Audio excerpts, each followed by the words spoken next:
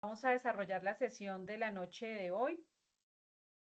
Ojalá algunos compañeros se conecten más adelante o pues puedan consultar la grabación que va a quedar en la plataforma Sayuna una vez culminada la sesión en línea. Entonces voy a compartirles pantalla e iniciamos.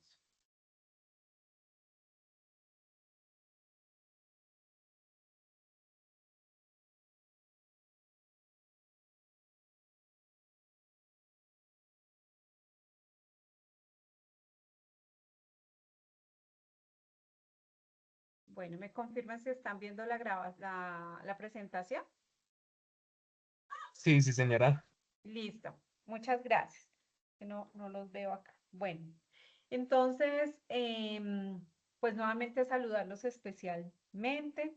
Hoy estamos en la sesión en línea número 3 de la competencia transversal de derechos fundamentales del trabajo con el tecnólogo de análisis y desarrollo de software, la ficha 3070293 en la fase de ejecución. Ya hoy culminamos con esta sesión las evidencias que hacen parte de la competencia transversal de derechos fundamentales. Entonces, importante recordar que vimos pues 3 y hoy damos finalización con esta evidencia. Nuestro acostumbrado, nuestra agenda del encuentro, el saludo que ya lo hicimos, las actividades, los resultados que vamos a alcanzar con esta evidencia, el abordaje, es decir, la temática que vamos a tratar y la orientación que desde el área de la instrucción pues se da para que ustedes desarrollen su evidencia, la entrega de la evidencia, el cronograma, las fechas importantes para que ustedes lo tengan muy presente y organicen su tiempo para que la puedan adjuntar en la plataforma Sayuna en el tiempo establecido. Y al final, pues el espacio para dudas y preguntas y nuestra despedida.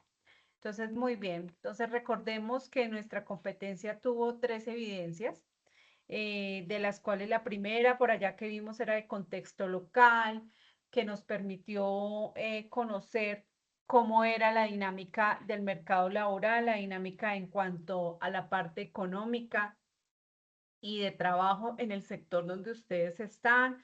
También nos permitió avanzar sobre cómo ha sido tan importante el trabajo en el desarrollo de la humanidad. Es importante que nosotros hagamos la reflexión de dónde viene todo este tema del trabajo y cómo ha venido evolucionando. Que conozcamos la historia, pues el conocer la información nos permite apropiarnos de las herramientas, nos permite también tomar decisiones informadas, no es hablar por hablar, sino que podemos dar un criterio, un punto de vista desde la información, desde la fuente, desde dónde nació todo este tema del trabajo, por eso es tan importante. Después dimos un salto hacia el reconocimiento de cuáles eran esos derechos en este momento, porque hablamos de derechos, que los derechos laborales son fundamentales y cuáles son a nivel individual y a nivel colectivo. Ustedes desarrollaron una evidencia didáctica también, hicieron un informe donde indagaron un poco sobre qué es la huelga, sobre esos derechos importantes también que tienen todos los trabajadores. Y ahora, en esta última sesión, vamos a empezar a hablar un poco sobre los mecanismos que existen tanto a nivel internacional como en nuestro territorio, en nuestro país, a nivel nacional, de esos mecanismos que existen para poder proteger esos derechos, ¿cierto? Los mecanismos de protección a los derechos fundamentales. ¿Qué pasa si yo veo que hay un incumplimiento o hay una vulneración de un derecho laboral? ¿Qué debo hacer? ¿Cómo debo actuar? ¿Cuál es el instrumento que yo puedo utilizar para hacer valerme ese derecho? Entonces hoy vamos a mirar y con esta evidencia nos va a permitir eh, terminar nuestra competencia con el abordaje de los 2 últimos resultados de aprendizaje. Estos 2 últimos resultados de aprendizaje son los que ya, pues, con la entrega de la evidencia vamos a aprobar la totalidad de la competencia. ¿Cuáles son esos 2 resultados? Son estos 2 que ustedes están viendo en pantalla.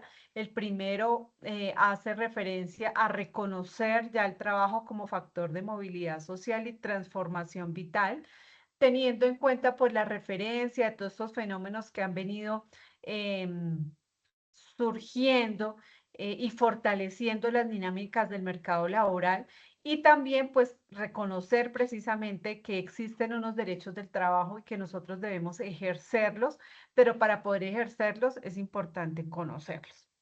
Y el último resultado de aprendizaje es participar en acciones solidarias teniendo en cuenta el ejercicio de los derechos humanos, de los pueblos y la naturaleza. Entonces debemos ser activos en este proceso cuando ustedes estén trabajando o si ya su dinámica actual es que ya están trabajando, ya están vinculados, pues revisar y mirar si efectivamente ese espacio donde ustedes están trabajando pues cumple con estos derechos y deberes que son tan importantes para todos los trabajadores.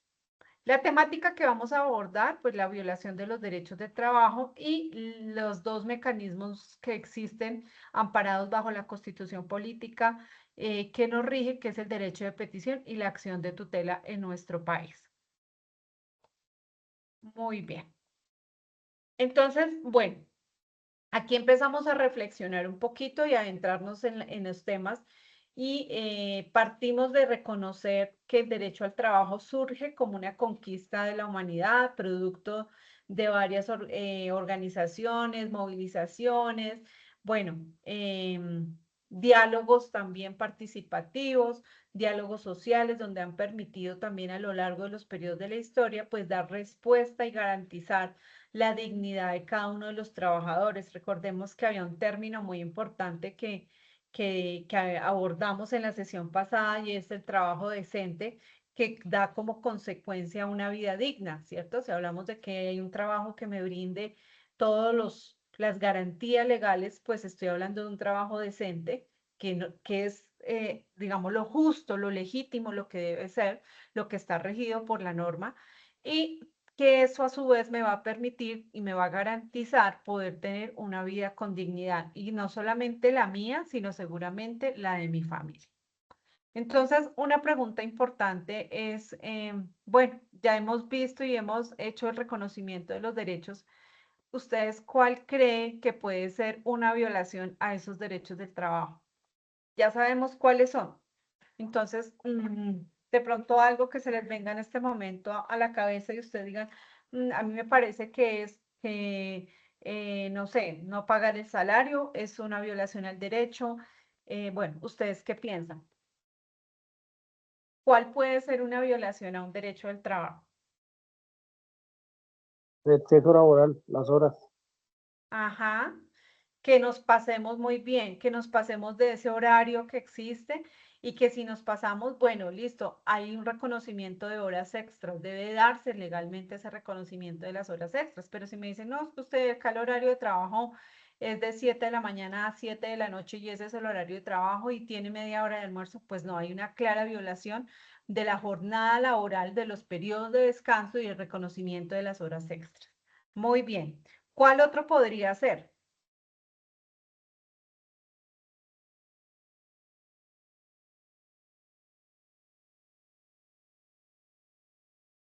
¿Cuál creen ustedes? Los despidos sin justa causa, que no le explican a uno. Ujú, muy bien. Los despidos sin justa causa cuando los contratos no son a término fijo, ¿cierto? O por hora o labor. Tenemos un contrato a término indefinido y de un momento a otro nos llega nuestra carta que trabajamos hasta tal fecha, pero no sabemos por qué se da esa situación. Eso recuerden que trae y acarrea unas indemnizaciones cuando son los despidos sin justa causa que tienen que ver mucho y se liquidan dependiendo del nivel salarial que tengamos en ese momento cuando surge esa situación de despido sin justa causa. Muy bien, gracias por la participación, chicos. Vamos a mirar este video que nos va a permitir hacer también un recorderis sobre esos derechos.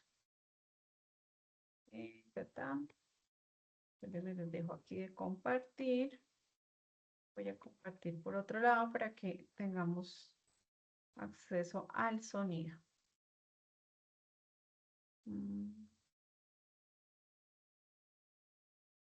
Déjenme acá un segundito. Listo. Aquí está, compartimos con sonido. 4 años en una empresa privada recibiendo un salario de 2.500.000 pesos por medio de un contrato a término indefinido. La empresa no le pagaba su ¿Me confirman si lo están escuchando? Sí, señora. Perfecto, gracias. pensión y ARL. Ante esta situación, Juan se acercó a la Dirección Territorial del Ministerio del Trabajo de la ciudad para dar a conocer su caso. El Ministerio del Trabajo realizó una inspección a la empresa y comprobó que estaba incumpliendo el pago a seguridad social de los trabajadores. El Ministerio del Trabajo impuso una multa y dio a conocer a los trabajadores los derechos laborales que tienen al prestar sus servicios a una organización. Las trabajadoras y trabajadores tienen derecho a un salario justo y equitativo, que debe ser suficiente para cubrir sus necesidades básicas y las de su familia. Derecho a la seguridad social. Esto incluye salud, pensión y riesgos laborales. Derecho a la estabilidad laboral. Significa que los trabajadores con contrato a término indefinido no pueden ser despedidos sin una causa justa. De lo contrario, tienen derecho a una indemnización. Derecho a la libertad sindical. Tienen derecho a afiliarse a un sindicato y participar en actividades sindicales sin que esto afecte su relación laboral con el empleador. Derecho a la negociación colectiva. Este es un derecho que les permite negociar colectivamente con su empleador las condiciones laborales, salariales y de trabajo. Derecho a vacaciones remuneradas. Estas varían según la duración del contrato y la antigüedad en la empresa. Derecho a prestaciones sociales. Los empleadores tienen la obligación de pagar las prestaciones sociales a sus trabajadores. Estas incluyen el salario mínimo, horas extra, vacaciones, primas de servicio y las cesantías. Calzado y vestido de labor o dotación. Este es un pago en especie que el empleador hace al trabajador o trabajadora cada 4 meses y corresponde a un par de zapatos y un vestido completo adecuado a la tarea que desempeñe. Licencia de maternidad y paternidad. Es un tiempo de descanso al que tienen derecho las madres y padres trabajadores. Estimado trabajador, si sus derechos laborales están siendo vulnerados, no se quede callado. Acérquese a la Dirección Territorial de su ciudad o Inspección Municipal y presente su denuncia o queja. Un inspector del Trabajo y Seguridad Social adelantará una actuación administrativa por presunta violación a la normatividad laboral. Esta denuncia también puede tramitarse de manera virtual en la página web www.mintrabajo.gov.co seleccionando el enlace Erradicación de PQRSD.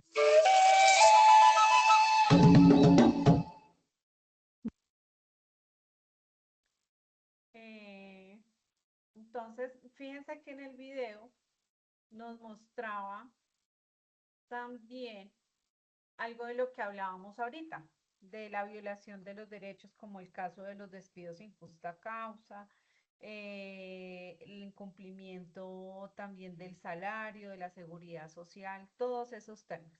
Entonces, el Ministerio de Trabajo es el ente superior que rige y regula todas las relaciones laborales en nuestro país. Entonces está por un lado los empresarios y por el otro lado los trabajadores. Este ministerio en cada ciudad tiene una territorial donde hay unos inspectores de trabajo que son los encargados de canalizar pues esas quejas o solicitudes que surjan de los trabajadores, pero también de los empleadores. Si, por ejemplo, alguno de ustedes dicen, pero es que yo no quiero salir a buscar trabajo, yo quiero salir a tener mi propia unidad productiva, mi propio negocio, empezar con contratando personas, más bien generar empleo, pero pues no sé qué modalidad, qué contrato pueda manejar, cómo hago la vinculación para evitarme después problemas de demandas y eso.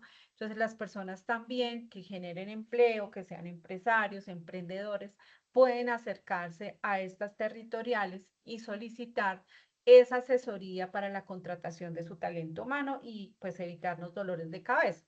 Entonces es una buena opción antes de contratar a una persona, pues ir a que nos digan, bueno, qué condiciones son las que nosotros necesitamos para que trabaje esa persona y bajo esas condiciones, cómo sería esa remuneración, ese tema de seguridad social, ese tema de prestaciones.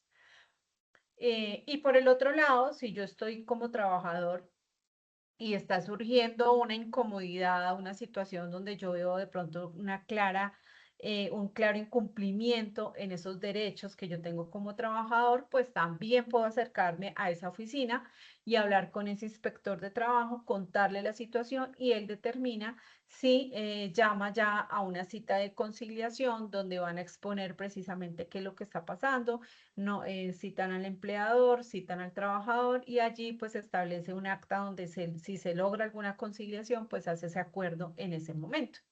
Si no se logra en esa situación un acuerdo, pues lo que viene más adelante ya es una demanda laboral. ¿Listo? Pero digamos que tenemos en primera opción esta oficina que es totalmente gratuita, que brinda la asesoría digamos, teniendo el conocimiento de todo lo que tiene que ver con el ámbito y las dinámicas laborales. Entonces es importante que pues también lo reconozcamos, lo ubiquemos y cuando en algún momento lo necesitemos, pues podamos recurrir a la asesoría y a orientación de parte del ministerio a través de sus territoriales. Bueno, muy bien.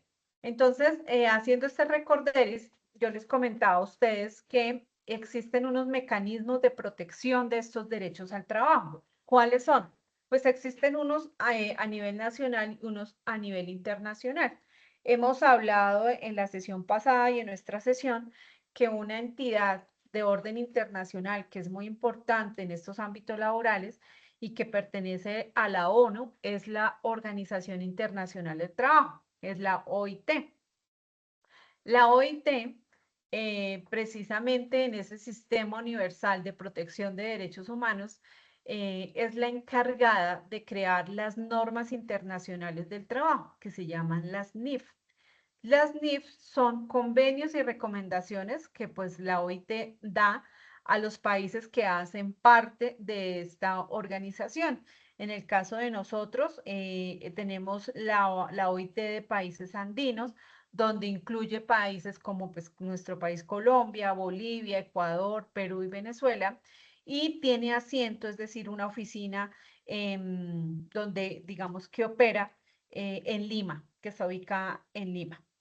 Esta OIT, pues siempre esta organización se reúne una vez al año en Ginebra, Suiza, en junio, donde hace precisamente todo este reconocimiento de las nuevas normas internacionales, las que surgen, y a través de esas normas, pues los convenios que deben adoptar los países y que los países deben tener en cuenta cuando desarrollan sus políticas laborales.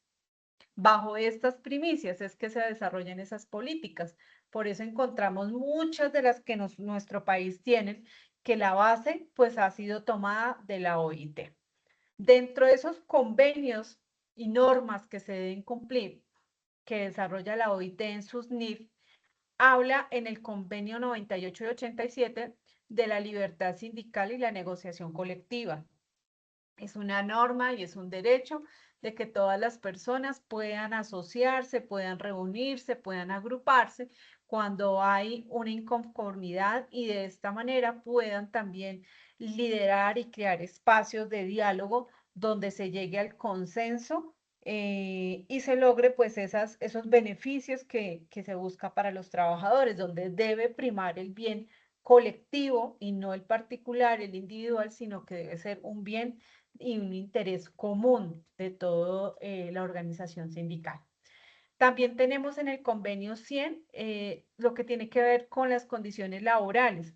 Entonces, cuando hablamos de las condiciones laborales, estamos hablando de los temas de seguridad y salud en el trabajo, estamos hablando de precisamente las jornadas laborales y de los salarios que deben ser equitativos a ese tiempo o esas funciones que yo estoy desempeñando.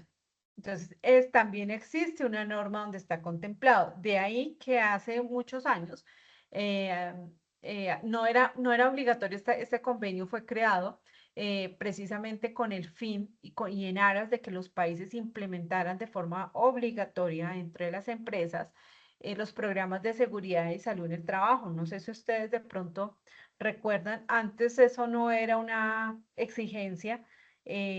Habían empresas que los tenían, otras empresas no lo tenían, estos programas de seguridad y salud en el trabajo.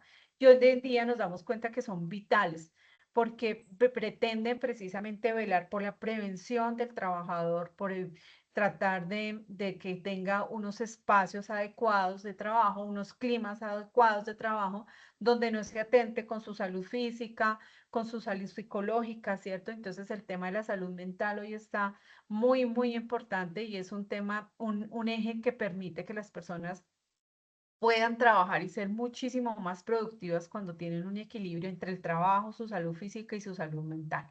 Por eso existen este tipo de programas. En el convenio 111 hicieron referencia a la no discriminación, a la igualdad de oportunidades, a la igualdad de salarios, a la igualdad en cuanto a condiciones de trabajo. Entonces ya no podemos decir es que estas ocupaciones son para mujeres y esta para hombres, sino que todos absolutamente tenemos la misma disposición sin importar la ideología, la condición, la raza, el género, podamos desempeñarnos en el oficio que nos hemos preparado, que nos sentimos bien y que podemos aportar con el nivel de competencias que tenemos, tanto técnicas como blandas, en ese ámbito laboral. Entonces, que no exista una discriminación o que la persona tiene condición de discapacidad, entonces no puede trabajar, porque no, eso se nos vuelve en una carga y entonces no, ¿cierto? Sino que tengan precisamente esa posibilidad todas las personas de ingresar. Y que si es una persona con discapacidad, pues bueno, miremos y evaluemos cuáles son esos ajustes razonables que debe tener esta persona en el trabajo, los cuales la empresa debe suministrar. Hoy en día hay entidades que también suministran este apoyo de forma gratuita para que las empresas puedan adoptar los ajustes que requieren. La empresa para poder darle la oportunidad también de trabajo a las personas en condición de discapacidad.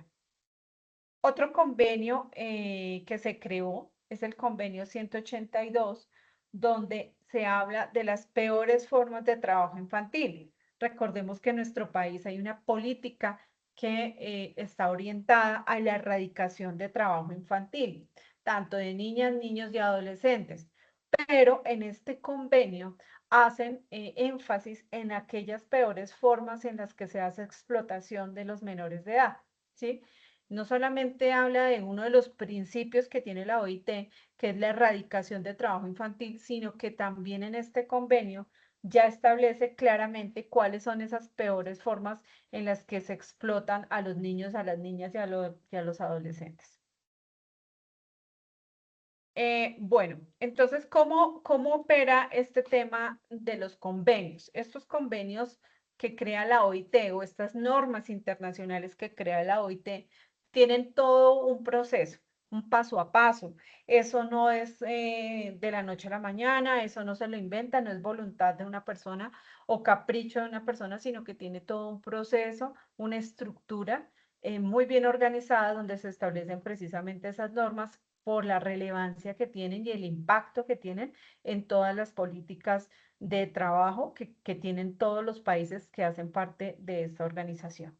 Entonces, en primer momento, lo que hace la OIT es identificar el problema. Entonces, se dieron cuenta que una de las peores formas de trabajo infantil era la minería y empezaron a indagar sobre ese problema, no solamente en un país, sino a nivel general en otros países, si efectivamente ese era un problema y era una situación que se estaba presentando, y evaluaron y dijeron, sí, efectivamente en el tema, por ejemplo, de la minería, en el tema de la mendicidad, donde se utilizan y se instrumentalizan los niños y las niñas, que lo vemos en nuestro país, que no es un tema que pasa por allá después de en otro mundo, sino que es aquí, a nosotros nos toca cuando salimos a la calle y vemos los niños en los semáforos, muchos de esos niños están siendo instrumentalizados para recoger dinero, para generar ingresos para otras personas que muchas veces ni siquiera son sus padres, ¿no? Entonces los utilizan para generar lucrarse unas personas y ese pues es una de las peores formas que es la mendicidad, utilizar los niños en la mendicidad como explotación. Entonces, digamos que este problema llegó a la mesa de la OIT, lo evaluaron, allí lo discuten. La OIT tiene una estructura tripartita, es decir, que tres entidades, tres organismos o tres actores, perdón, hacen parte de esa organización tripartita, como lo es los gobiernos, los empleadores y los trabajadores. Entonces, digamos que todos tienen voz, la representación del sector empresarial, la representación de los trabajadores y del gobierno, pues se evalúan y establecen si efectivamente existe una problemática y cómo impacta tanto al sector empresarial como a los trabajadores y a la parte pues social, a la dinámica social de un país.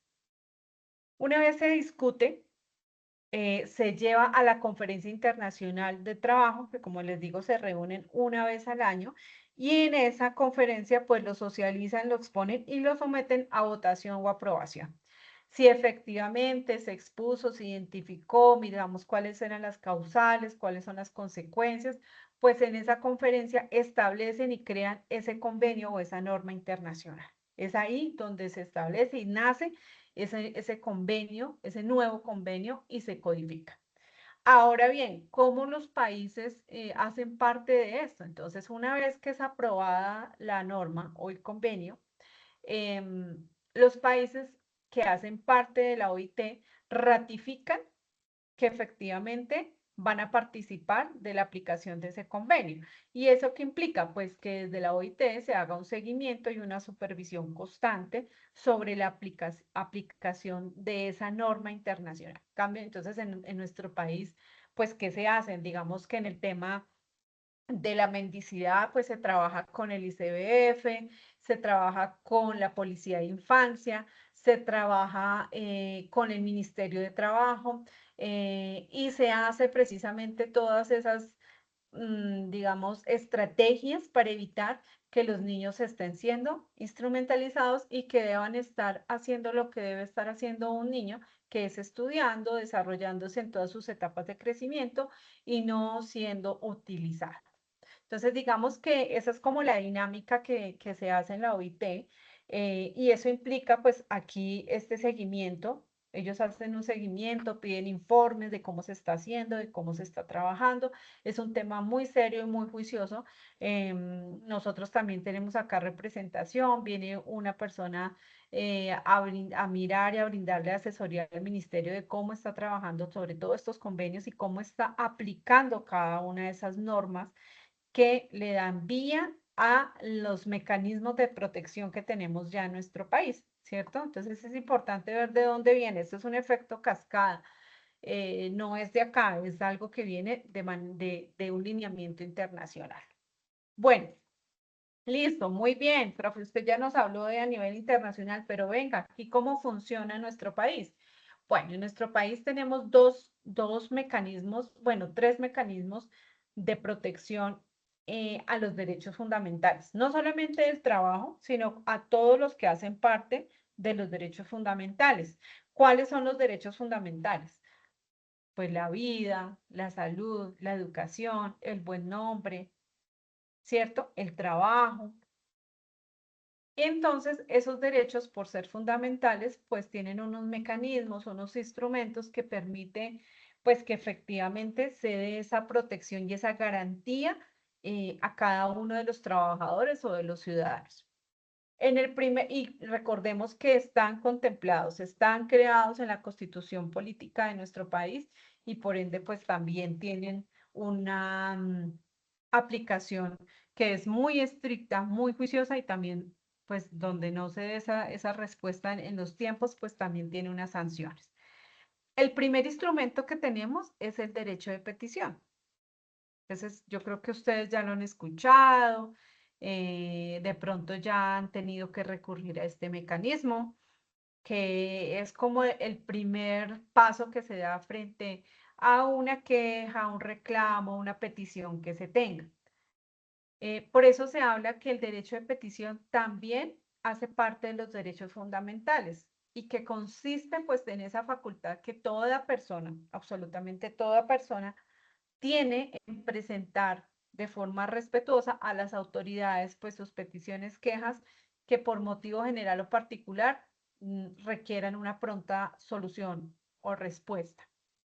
Entonces, hoy en día vemos que muchas empresas tienen unos aplicativos que se llaman módulos PQR, donde precisamente las personas a través de estos módulos de forma digital también pueden interponer estos derechos de petición, no solamente de forma física, sino que también ya se pueden hacer a través de estas aplicaciones. Así se haga de manera física o de manera virtual a través de estos mecanismos, los términos de respuestas deben ser los mismos, las condiciones de respuesta deben ser exactamente lo mismo. ¿Y qué es lo que pretende pues este derecho de petición? Pues que a las personas se les garantice una pronta solución frente a esa queja o esa inquietud que tienen. Tiene unos tiempos de respuesta, los derechos de petición. Por lo general, casi que es lo más común, que cuando yo radico un derecho de petición, la entidad, cuando son peticiones, quejas o reclamos, la entidad se tome 15 días hábiles para, después de su fecha de recepción, para dar respuesta. Sin embargo, ¿qué pasa? Si la respuesta la empresa considera que estos 15 días no son suficientes, ellos pueden dar una respuesta parcial al peticionario, informándole que pues se va a tomar otros 15 días para dar respuesta de fondo. Es decir, que estos 15 días pueden convertirse en 30 días hábiles. ¿Sí? Porque a veces hay personas que dicen, no, pero es que yo radiqué y ya pasaron los 15 días y nada que me dan respuesta, o me mandaron esta nota, este correo, pero ahí no dice nada de lo que yo estoy pidiendo. Bueno, seguramente para poderle dar respuesta de fondo se van a tomar otros 15 días, es decir, 30 días hábiles calendarios. ¿Sí? Eso es para que tengamos en cuenta los términos de respuesta de los derechos de petición.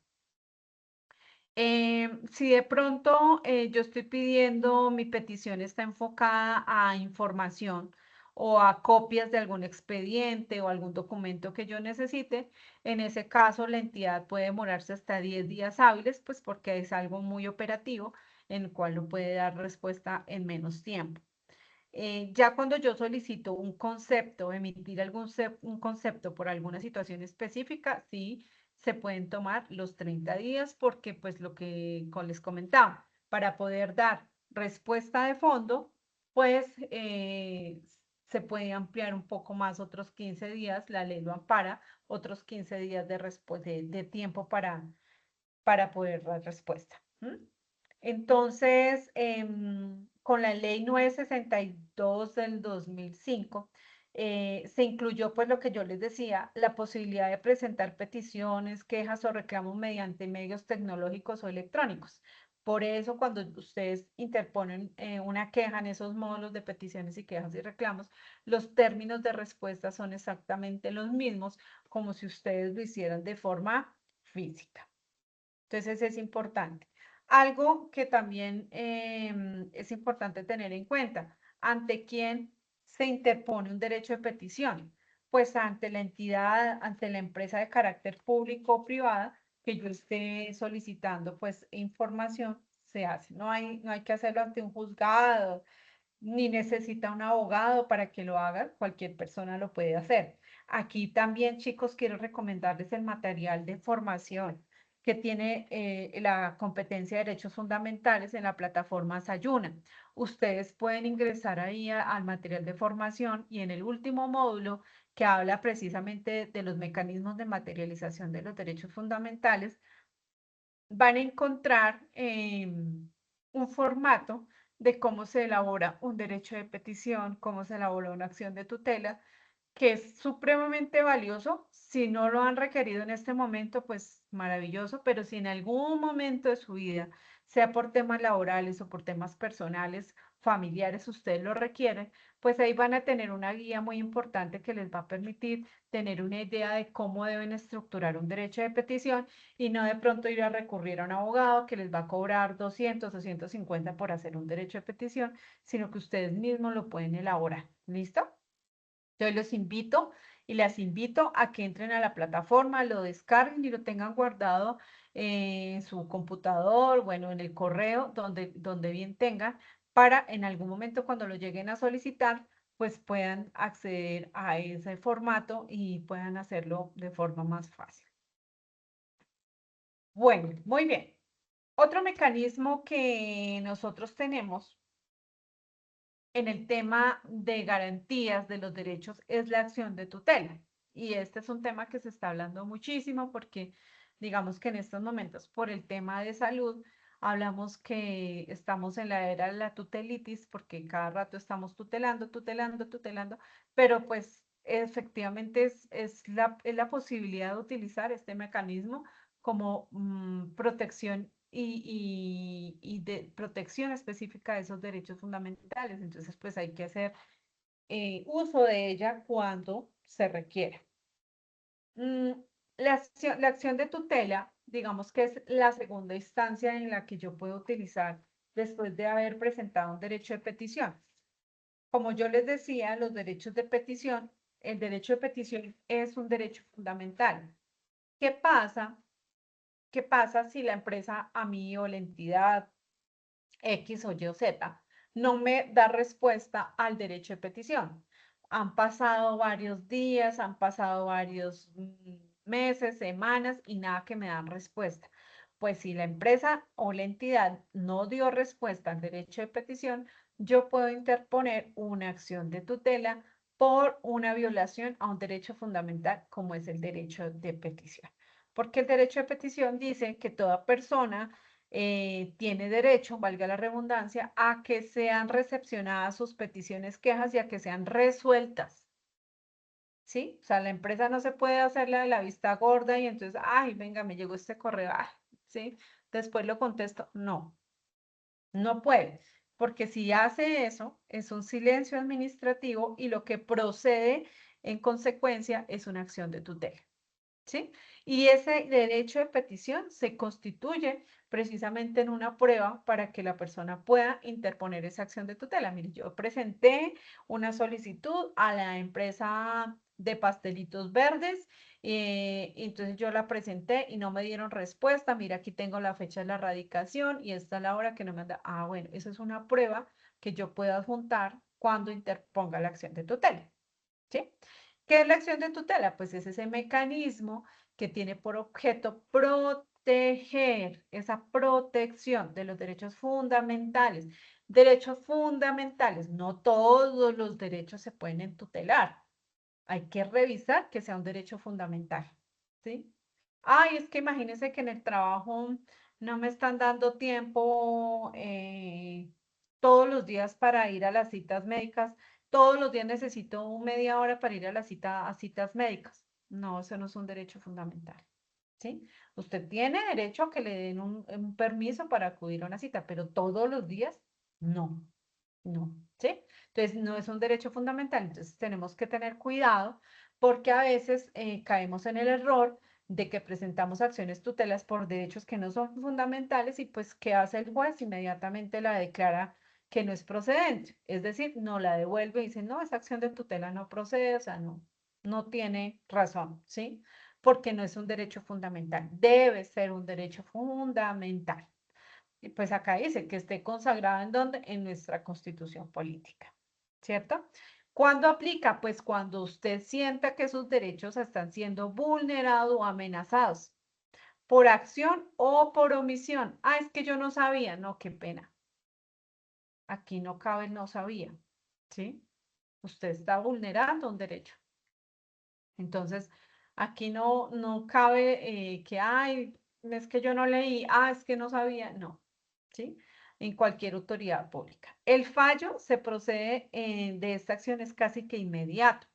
Eh, el tiempo de respuesta no puede ser mayor a 10 días.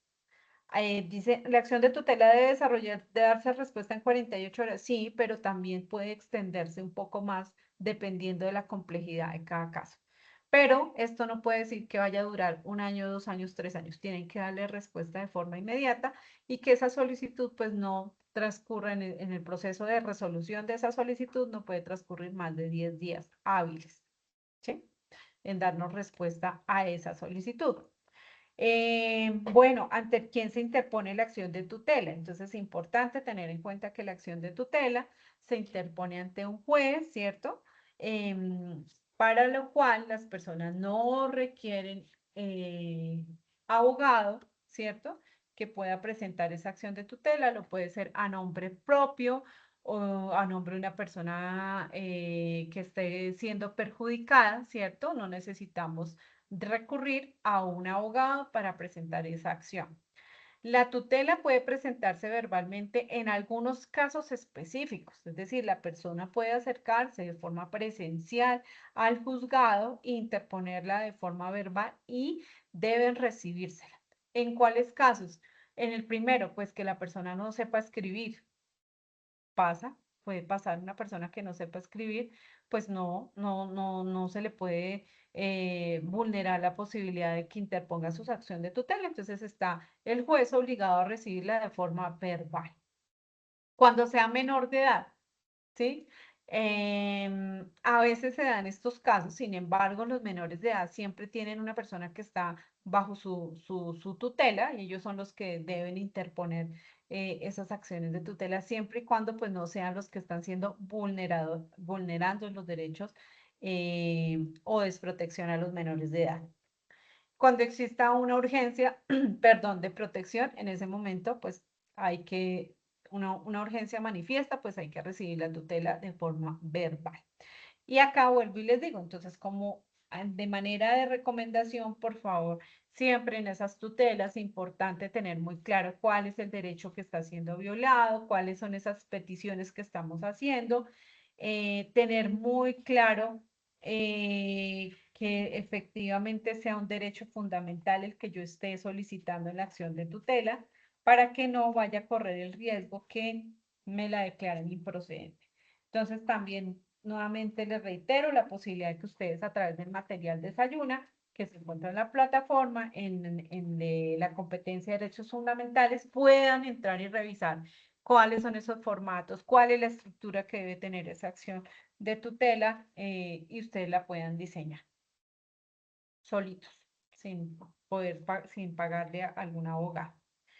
El último es la acción de cumplimiento. Este mecanismo aplica no solamente para personas, para una sola persona, sino que también aplica ya para asociaciones, sociedades que quieran interponer esta acción de cumplimiento cuando hay una violación clara de las leyes establecidas en nuestro país, ¿sí? Uno de los ejemplos que a veces damos es, por ejemplo, la violación a la protección de datos. En nuestro país hay una ley de protección de datos y cuando nuestra información está siendo divulgada, compartida, pues hay una clara violación a esa ley y lo que procede es una acción de cumplimiento. ¿Sí? Entonces se puede interponer cuando efectivamente ante el juez vemos que no hay. Y el juez ordena un estudio interno a la empresa que está haciendo y pues ordena todas las sanciones disciplinarias que deben recaer sobre ese funcionario que está incumpliendo esta ley o violentando esta ley en contra pues de algún ciudadano o algunas acciones o asociaciones o grupos conformados, eh, aplica esta acción de cumplimiento. Bueno, muy bien, chicos. Hasta ahí estamos viendo toda la temática. Esto es mucho tema que seguramente ustedes quedan ahí como con mucha información, pero ustedes pueden seguirla revisando en la plataforma Ensayuna. Ahí está muy detallada. Hay videos para que ustedes también puedan ir mirando, pero la idea es que hoy vayan tomando un poco de esta información que les va a servir de mucho en el desarrollo de la evidencia, de la cual vamos a proceder a explicar en qué consiste. Listo. Entonces, ¿qué tenemos que hacer? Última evidencia de derechos fundamentales y se acabó esto, porque ustedes también ya están terminando esta fase de ejecución, viene ya la última y ya con esa pues casi que empieza la recta final de su proceso formativo, entonces los invito a que sigan con entusiasmo. A veces uno siente un poco como decaimiento, como que, ay, ya estoy cansado, no es un proceso fácil. Y sin duda, el tema de la educación virtual no es nada fácil, pero no es imposible tampoco, ¿sí? Es de disciplina, de perseverancia, de sacrificio un poquito. Seguramente ustedes están sacrificando tiempo de estar en otras actividades o con la familia, pero los beneficios y la gratificación y el éxito, pues más adelante ustedes la van a ver y la recompensa todo este tiempo y este sacrificio que están haciendo. Entonces, yo los invito a que sigan con esa misma motivación, que cumplan con sus tiempos de entrega de evidencia y que terminen esta fase de ejecución como debe ser. Bueno, entonces, ¿cuál es la evidencia que vamos a entregar? Es un cuadro comparativo, es una evidencia muy sencilla eh, que yo les recomiendo mucho que la hagamos a conciencia. Ustedes van a la IA y la IA se la puede hacer en un segundo, pero qué chévere que aprenda la IA y usted aprendió. ¿Qué le quedó a usted para la vida? Nada, ¿cierto? Entonces es importante que no nos autoengañemos, sino que hagamos el ejercicio a conciencia, utilicen cualquier herramienta digital que existe, la que ustedes, Canva, las que ustedes quieran utilizar, y hagan el cuadro comparativo, háganlo juicioso que les va a permitir ampliar el conocimiento, ampliar la información y pues cuando de pronto en algún momento de la vida estén expuestos a una situación de estas, ustedes ya tengan unas herramientas de cómo actuar. Entonces vamos a hacer el cuadro comparativo y en ese cuadro comparativo, como les digo, lo pueden hacer manualmente o a través de alguna herramienta. Mínimo una hoja, máximo dos. Importante a mí sí me parece importante que siempre le hagamos la introducción, hagamos una introducción y al final una conclusión de ese cuadro que hicimos, porque es que en la conclusión me permite saber el criterio, lo que ustedes piensan acerca de este tema, importa, no importa, vale la pena, no vale la pena, bueno, conocer cuál es su punto de vista, porque la formación es eso, y más en la formación en el SENA, que ustedes tengan esa posibilidad del saber, del ser, pero también de generar criterio frente a estas temáticas. Entonces, las conclusiones son muy, muy importantes porque nos permite saber el punto de vista de cada uno de nuestros aprendices. Bueno, ¿dónde debo hacer la entrega? Entonces vamos a remitirnos a la AP8, Derechos Fundamentales, Violación de Derechos del Trabajo, Derechos de Petición, Acción de Tutela. Estamos en la Guía de Aprendizaje 10, con la competencia 210, 201, 501, dando respuesta a la actividad de aprendizaje 3 y a la actividad de aprendizaje 4.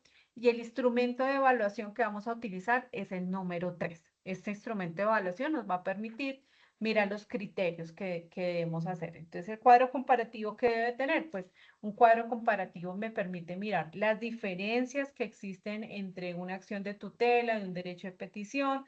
Pueden crear un ejemplo, entonces en cuál procede, en cuál no procede, cuáles son las características que debe tener un derecho de petición y una acción de tutela. Vamos a mirar los puntos de encuentro, pero también las diferencias. Y eso es lo que vamos a plasmar en ese cuadro comparativo. ¿Listo? Fechas. Entonces, esta evidencia está habilitada a partir de hoy, 16 de marzo del 2026, desde las 00, y va a estar hasta el 24 de marzo para su entrega, o sea que tenemos ahí todo el fin de semana para hacer esta evidencia, que no está muy difícil, está muy sencilla y muy chévere de hacer. El 24 de marzo a medianoche se cierra ya para la fecha límite de entrega de la evidencia. ¿Listo? Que quiero que la tengan muy presente esa fecha para que cumplamos de forma juiciosa, teniendo en cuenta que estamos culminando la etapa de ejecución. Ustedes van a encontrar esta información entonces en la fase de ejecución, en la AP8, allá van a mirar en la guía de aprendizaje 10, ya está dispuesta, la están habilitando para que ya ustedes puedan revisarla. Y aquí es la primera evidencia que tenemos de la fase de la guía, perdón, de la guía de aprendizaje, es la primera evidencia de derechos fundamentales, violación de derechos de trabajo, derecho de petición y acción de tutela. ¿Listo? Le damos clic ahí y ahí nos va a llevar a donde debemos cargar la evidencia. Y también ustedes pueden acceder al instrumento de evaluación cuando le dan clic en acceder al instrumento de evaluación y otros anexos. Ahí también viene algo importante y es cómo se hace un cuadro comparativo. Si de pronto todavía no sabemos cómo se hace, lo podamos estructurar de una mejor manera, ahí también ustedes lo van a poder consultar. ¿Listo? Bueno, listo, abrimos espacio para dudas, preguntas o inquietudes, chicos. Cuéntenme si la información quedó clara, si no hay ninguna duda o quedaron confundidos. Preguntas, sugerencias, reclamos.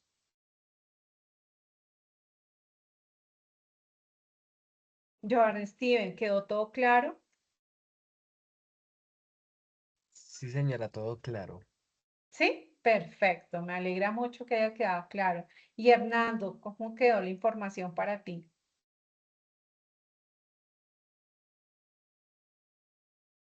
Hernando, ¿nos Profe, escuchas? clarísimo.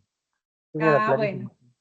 Listo, listo, muchachos. Entonces me alegra mucho haber compartido esta sesión. Espero que haya sido provechosa para cada uno de ustedes y para los aprendices que también seguramente van a mirar la grabación. Espero que sigan avanzando frente a este proceso formativo. Si tienen dudas sobre la evidencia o cualquier otra área, pues también ahí me escriben. Ustedes tienen mis datos. y la vamos a orientar y aclarar para que puedan avanzar en el proceso. Entonces les deseo un feliz descanso, una feliz noche y pues nos estamos hablando en esta finalización de su proceso formativo.